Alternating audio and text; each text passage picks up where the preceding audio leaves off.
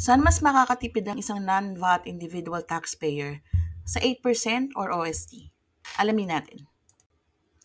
Ano nga ba muna ang mga benefits kung 8% or OST ang gagamitin mo? Unang-una, no need to provide evidence of your business expenses. Hindi mo na kailangan mag-provide ng justifications like sales invoices or official receipts para sa mga business expenses na claim mo sa iyong ITR. Dahil nga hindi mo na kailangan mag-provide ng mga evidence of business expense transactions, ang BIR audit will be so much efficient kung mapipili ka mang i-audit ng BIR. Most likely, ang titingnan na lang nila ang iyong cash receipts books. Pero for business management purposes, it's advisable na itabi pa rin natin ang mga transactions, proof of transactions natin para alam natin ang performance ng ating mga businesses. And last, and definitely not the least, at meron pang iba for sure na benefits ng 8% or OSD. No need to submit for audited financial statements yearly. Pwera na lang kung mag-exceed ng 3 million threshold ang iyong gross sales.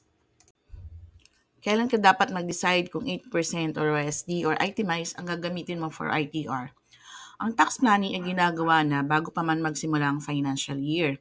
Kung 8% or OSD or itemize ang scheme na gagamitin, dapat ma-finalize na bago ang filing ng ITR for first quarter or Q1.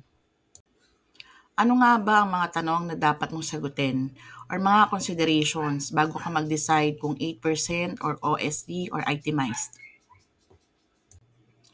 Ang iyong gross sales or expected gross sales ba ay hindi lalampas ng 250,000 pesos? Kung lalagpas ng 250,000 pesos ang iyong gross sales, ang iyong business expenses ba ay less than 40% nito? Kung over 250,000 ang iyong gross sales at more than 40% naman ang business expenses mo, substantially kaya mo bang maprovide ng evidence of transaction yung mga business expenses na yun? Ang susunod na dalawang slide ay sample computation ng tax due using 8% or OSD for your reference only. Mas advisable pa rin na kumuha kayo ng professional or your own bookkeeper, your own accountant to handle your tax filing para mas makapag-focus kayo sa inyong mga business, sa pagpapalago ng inyong mga businesses.